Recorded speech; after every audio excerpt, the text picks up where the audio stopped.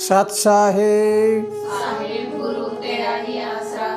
हे मालिक परमपिता परमात्मा, पूरी दुनिया को शांति दो, सब जगह खुशहाली अमन चैन रहे, घर घर में शांति रहे, सब जगह खुशहाली अमन चैन से अपना जीवन जीने वाले हर जीव खुशहाल रूप से अपना जीवन बिताए। आज करवा चौथ भी है।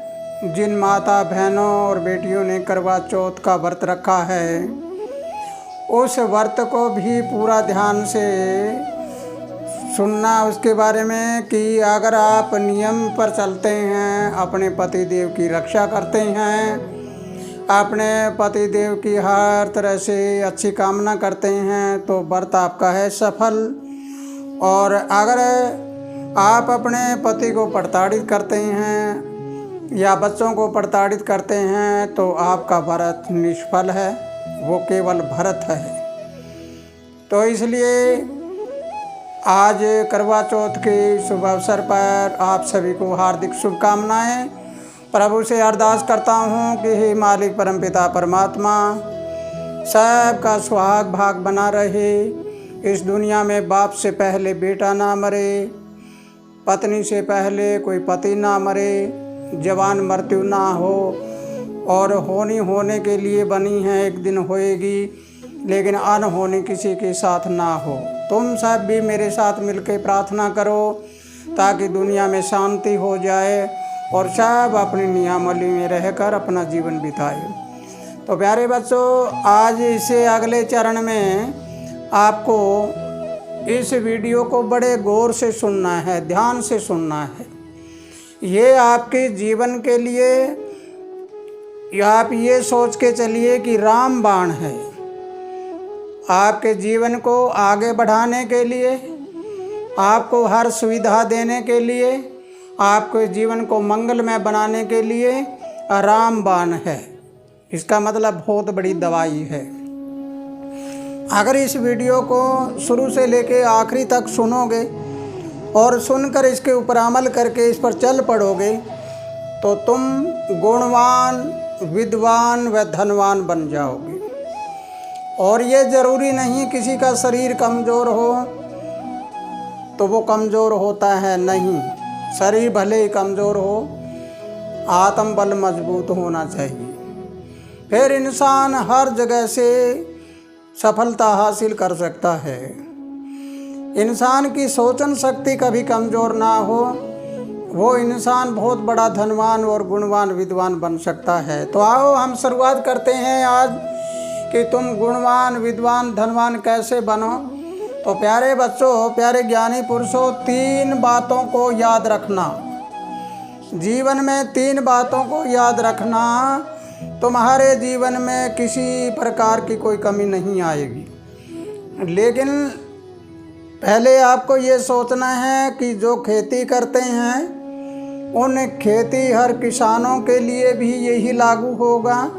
कोई व्यापार करता है तो, कोई पढ़ाई करता है, कोई दिहाड़ी मजदूरी करता है, कोई भी कार्य करते हैं, चाहे आप किसी सरकारी नौकरी में हो, प्राइवेट नौकरी में हो, चाहे किसी प्रकार कोई कार्य करते हो, 3 बातों को याद रखना। इन 3 बातों को याद रखोगे तो आपके हर कदम आगे बढ़ते जाएंगे, आगे बढ़ते जाएंगे, कोई कदम पीछे नहीं हटेगा। लेकिन प्यारे ज्ञानी पुरुषों, बड़े गौर से समझना है मेरी इस बात को। मेरा लक्ष्य ये है कि सबसे पहले इंसान की आर्थिक दशा मजबूत होनी चाहिए।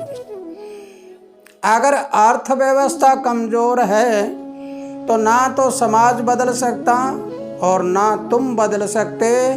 तुम हर समय तनाव में रहोगे, हर समय लड़ाई झगड़े में रहोगे, हर समय उल्टे पुल्टे कार्य में रहोगे। तो आओ हम शुरुआत करते हैं। सबसे पहला नियम क्या है 3 बातों को याद रखने के लिए? असफलता के 3 कारण हैं, उन बातों को जरूर याद रखना। पहला होता है आराम प्रस्थ। आराम प्रस्थ कभी मत बनना। तुम मेहनत कश बनो, दिन और रात मेहनत करने वाले बनो। मेहनत भी दो प्रकार की होती है, एक शारीरिक मेहनत होती है, एक मानसिक होती है। तुम अपने शरीर से मेहनत करते करते चाहे सारी उम्र बिता देना, कभी धनवान, गुणवान, ज्ञानवान नहीं बन सकते। लेकिन अगर तुम अपने शरीर के साथ अपने दिमाग की मेहनत करना शुरू कर देते हो तो फिर क्या होगा? फिर तुम्हें सब कुछ प्राप्त हो जाएगा। फिर हमें देखना है, हम शरीर को योग करके शरीर को अच्छा साध लेते हैं, लेकिन शरीर के योग के साथ अगर दिमाग का योग करोगे, दिमाग की कसरत करोगे, तो फिर दिमाग और शरीर दोनों एक हो जाएंगे। एक होने के बाद क्या होगा? शरीर का संचालन कौन करता है? हृदय। हृदय शरीर का संचालन करता है। हृदय मजबूत हो जाएगा, शरीर मजबूत हो जाएगा। दिमाग की कसरत करने से क्या होगा? तुम्हारी सोचन शक्ति, तुम्हारी विचारधारा वो मजबूत हो जाएगी और तुम्हारे अंदर ऊर्जा वो मजबूत हो जाएगी। जब शरीर को चलाने वाली ऊर्जा मजबूत हो जाएगी तो पहले आप ये बताओ, क्या आप बीमार हो सकते हो? कभी नहीं हो सकते। शरीर की ऊर्जा आपकी ऐसी विद्वानता देने वाली हो, जो ब्रह्मांड की हर एक बात को पकड़कर अनुभव करने वाली हो, तो क्या आप अज्ञान रह सकते हो? कभी नहीं रह सकते। अगर तुम प्राकृतिक नियम की हर बात को पकड़ना शुरू कर दो, क्या आप मूर्ख रह सकते हो? नहीं, कभी नहीं रह सकते। इसलिए प्यारे बच्चों, बड़े गौर से समझना है। अगर इस वीडियो के ऊपर पूरा ध्यान दे दिया और इसके ऊपर चल लिया तो तुम्हारे घर में किसी प्रकार की कोई कमी नहीं रहेगी। तो आओ इन 3 बातों में, पहला था आराम प्रस्थ, आप मेहनत कश बनो, लेकिन मेहनत शारीरिक और मानसिक दोनों।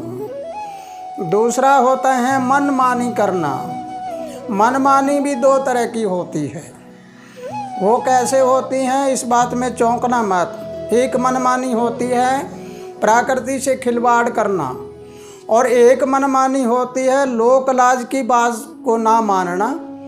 लोक लाज में तो आप मनमानी करिए, मत मानिए किसी का कहना, लेकिन प्राकृतिक बातें होती है उसके नियम का कभी उल्लंघन मत करना। प्रकृति से मुकाबला करने वाला कभी जीतता नहीं है, वो हमेशा हारता है। और संसार का मुकाबला करने वाला कभी हारता है या नहीं हारता, इसके बारे में आपको बहुत गहराई से समझ लेना है। संसार का मुकाबला करने वाला इंसान हमेशा जीतता है, हारता नहीं। प्रकृति से मुकाबला करने वाला हमेशा हारता है, जीतता नहीं। दोनों एक दूसरे के पूरक हैं। तो दूसरा नियम है मनमानी। मनमानी मत करना, कुदरत के साथ मनमानी मत करना, तुम्हारे अंदर की प्रकृति के साथ मनमानी मत करना। फिर तीसरा होता है भय। इंसान को डर लगता है, भयभीत होता है। भय इंसान को आगे नहीं बढ़ने देता। वो कहता है मैं ये काम करूं तो ऐसा ना हो जाए। भय भी 2 प्रकार के हैं, एक बुरे कर्म से और एक भले कर्म से भयभीत रहना। एक इंसान बुरा कर्म करता हुआ अगर डरेगा कि अगर बुरा कर्म करा है तो कल को सजा होगी तो क्या होगा, तो उससे हमेशा डरते रहना, बुरा कर्म मत करना। दूसरा, भला कर्म करने के लिए भयभीत मत होना। बिल्कुल आज़ादी से जो कार्य करते हो वो करते रहना, कुछ नहीं बिगड़ेगा, सब कुछ ठीक रहेगा। तो प्यारे बच्चों, अगर ये 3 बातें आप में ना होगी, पहला आराम प्रस्थ, दूसरा मनमानी और तीसरा भय, तो तुम्हारी सफलता को कोई नहीं रोक पाएगा, तुम आगे बढ़ते जाओगे। अब चलिए आगे नीचे चलते हैं कि हर एक चीज़ें 3-3 बातें होती है। पहला है अंधविश्वास, और दूसरा है अविश्वास, और तीसरा है विश्वास। आप इसके बारे में जजमेंट कैसे लें, कैसे हम अंदाज़ा लगाएं क्या हो रहा है। अंधविश्वास क्या है? अंधविश्वास है 2 ईंटें खड़ी करके या हम किसी पत्थर की मूर्ति बना के माथा टेका और कहा कि मूर्ति वाले को या उस थान बनाया उसको कि मेरा ये काम हो जाना चाहिए। अब तेरा ये काम हो जाना चाहिए, चारपाई पर सो जाओ, सुबह 8-9 बजे तक उठो ना, तो वो देवता तुम्हें क्या दे सकता है? देवता नाम देने वाले का है। अगर तुम मेहनत करोगे तो फिर आगे चल के विश्वास धारण करना पड़ेगा आपको। इसलिए अंधविश्वास वो है जो बिना मतलब की बातें करके हम मांग के लाते हैं, मंगते बन जाते हैं। एक मूर्तिकार के बारे में मैंने ट्विटर पर डाला था। एक मूर्तिकार मूर्ति से कहने लगा कि हे मूर्ति, जरा तू देख, मैं तो तुझे बनाने वाला गरीब हूँ और तू बड़ी अमीर है। लोग मेरे को कोई नहीं पूछता, लेकिन तेरी पूजा होती है। मेरे आगे माथा कोई नहीं टेकता, तेरे आगे माथा टेकता है। एक मूर्तिकार ने मूर्ति बनाई, उसके आगे कोई ऐसा नहीं झुकता, लेकिन मूर्ति के आगे हम लंबे पड़ के और माथा टेकते हैं। देखो क्या कहानी है ये, इसके बारे में हमें समझना है।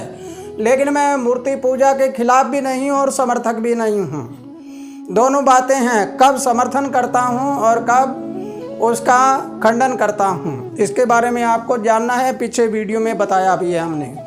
तो अंधविश्वास, अविश्वास और विश्वास चार लोग हैं जो चलते फिरते हैं। छोटे छोटे पूछा देखने वाले के पास गए, छोटे छोटे देवताओं के 1.25 रुपये के प्रसाद चढ़ा दी, 5.25 के प्रसाद चढ़ा दी, फिर बड़ी बड़ी चीज़ें मांग ली।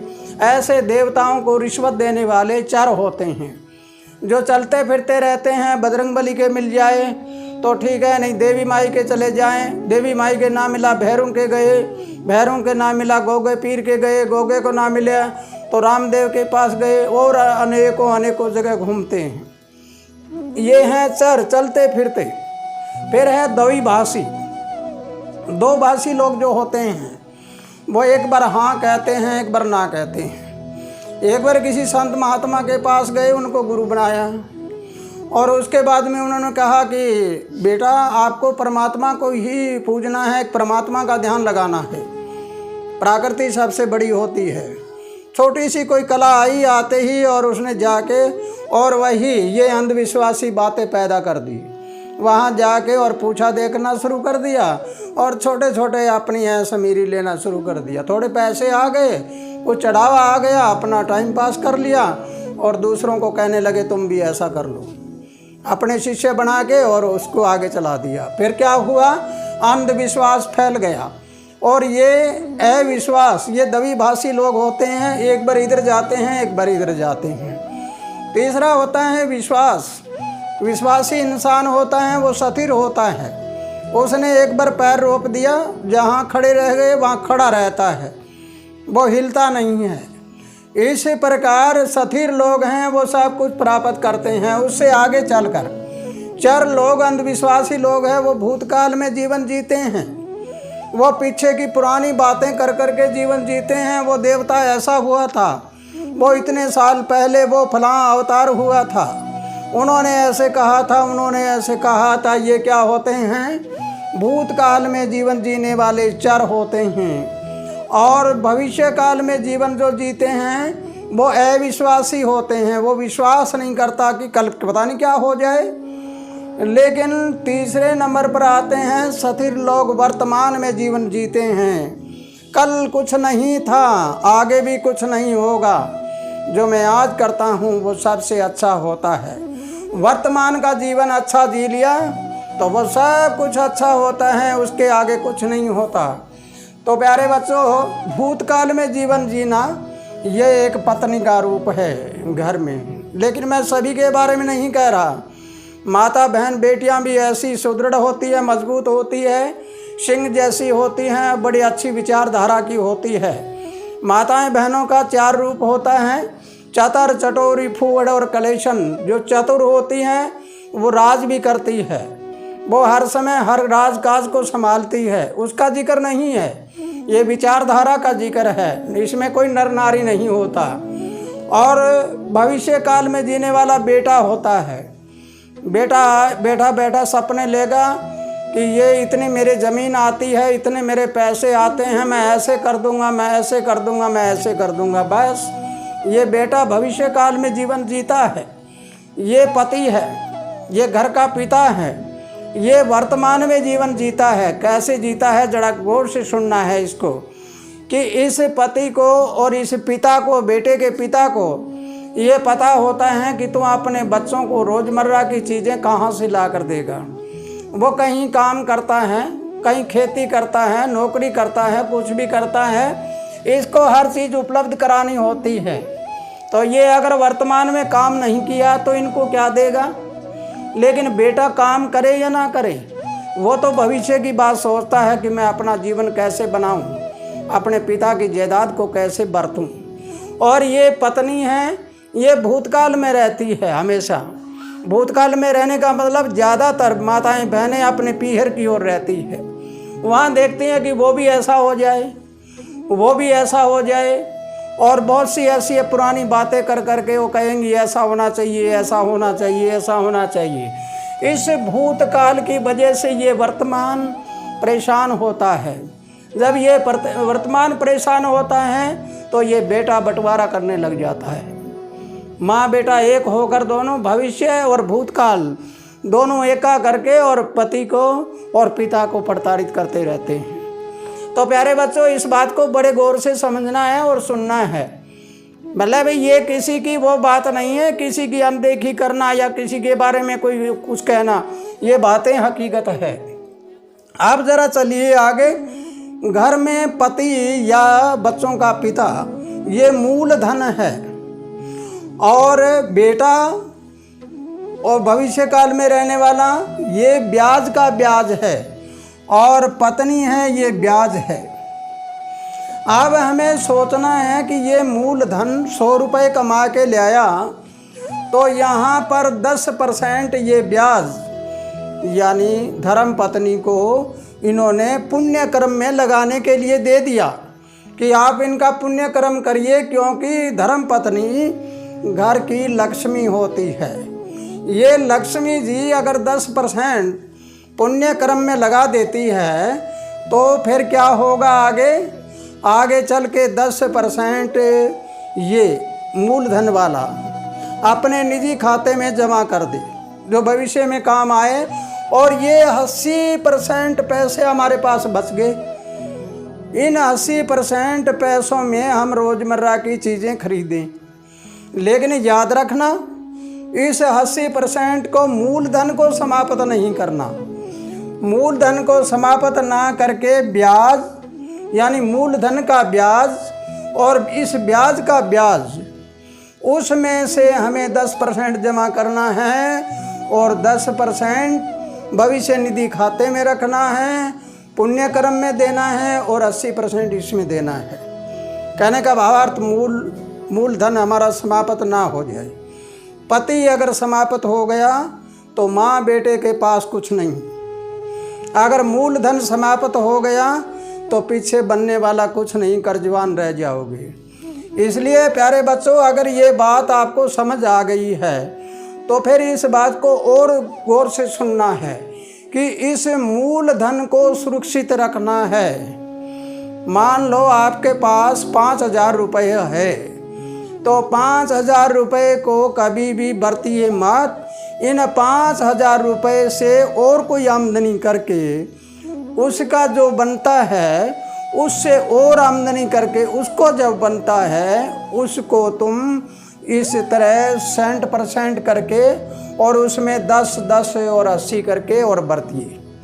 कहने का भावार्थ समझे हैं आप कि आप पुण्य कर्म में लगाएं, खरीदारी करें, भविष्य के खाते में लगाएं, तो आपका मूलधन कभी समाप्त नहीं होना चाहिए। हमारा ये शरीर है, ये मूलधन है। अगर मैंने किसी कार्य के लिए अपने शरीर का नाश कर दिया तो क्या होगा? बनने वाला कुछ नहीं। और इस प्रकार घर में जो कमाने वाला है उसको भी हमने नष्ट कर दिया तो क्या होगा?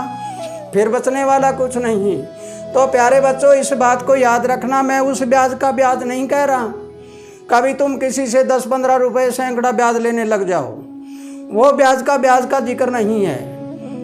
अनाप शनाप ब्याज लेना भी एक बहुत बुरा कर्म होता है। वो ऐसा बुरा कर्म करने से उसकी आने वाली पीढ़ियां हैं, उन पीढ़ियों का भी भुगतान करना पड़ेगा, लेकिन अंत समय में वो खुद भी बड़ा परेशान होकर चोला छोड़ेगा। तो इसलिए मैं उस बात का जिक्र कर रहा हूँ कि ये मूलधन, जैसे एक पति है उसका ब्याज पत्नी है और उस ब्याज का ब्याज बेटा है, और उससे जो आमदनी होती है उस आमदनी से हम जमा करें। कहने का भावार्थ मेरा ये है कि हम अपना जो मूलधन है उसको बचाए रखें और उससे जो आमदनी करने वाला है उसका नाम है ब्याज। उस आमदनी से आमदनी करके और इस मूलधन को बढ़ाते रहिए, इसमें मूलधन में जमा करिए, मतलब इसको माइनस मत होने देना। अगर मूलधन माइनस हो गया तो कुछ बनने वाला नहीं। लेकिन प्यारे बच्चों याद रखना एक बात, किसी से कोई उधार लेकर लोग दिखावे में कोई चीज़ मत खरीदना। एक कह दे कि उसके पास 20,000 का मोबाइल है और मैंने 20,000 रुपये उधार लिए और मोबाइल ख़रीद लिया और लोगों को दिखाता फिरता हूँ मेरे पास ये मोबाइल है, लेकिन वो तो किसी और का है। तुमने तो मूलधन को समाप्त कर दिया, इसके ऊपर कांटा मार देना। उधार लेकर किसी से कोई चीज़ का दिखावा मत करना। एक आदमी ने 2,000 रुपये के कपड़े पहने हैं, एक ने 5,000 के पहने हैं, एक ने 500 रुपये के पहने हैं। तुम 500 वाला पहन लो, लेकिन उधार लेके 5,000 वाले दूसरों को दिखाते हो तो तुम्हारे आने वाले समय में वो तुम्हें तंग करेंगे। तो इस प्रकार ये मूलधन समाप्त नहीं होने देना, मूलधन को बचाए रखना है। तो प्यारे बच्चों अगर ये बात समझ आई है तो ये किसानों, मजदूरों और व्यापारियों के लिए, सब के लिए एक ही बात है। इससे अगली वीडियो में आपको स्पष्ट करके बताऊंगा कि ये कैसे कैसे करके आपका व्यापार कैसे चलेगा और व्यापार चलने का कारण क्या है। सबसे पहले अपनी विचारधारा को इतनी धारदार बना लो, इतनी तेज धार बना लो कि नकारात्मक विचार आते ही उसको काट दे। किसी की सुनना मत, आगे चलते रहना, बुरा कर्म करना मत, भले के लिए डटना मत। चलते चलो और बढ़ते चलो, तुम कभी हारोगे नहीं। इसी के साथ प्यारे बच्चों खुशहाल रहो, आनंद करते रहो। अगर ये वीडियो आपको समझ आई है तो ज़्यादा से ज़्यादा इसको आगे शेयर करिए ताकि सब लोग धनवान बन जाए और गुणवान बन जाए। सत साहिब।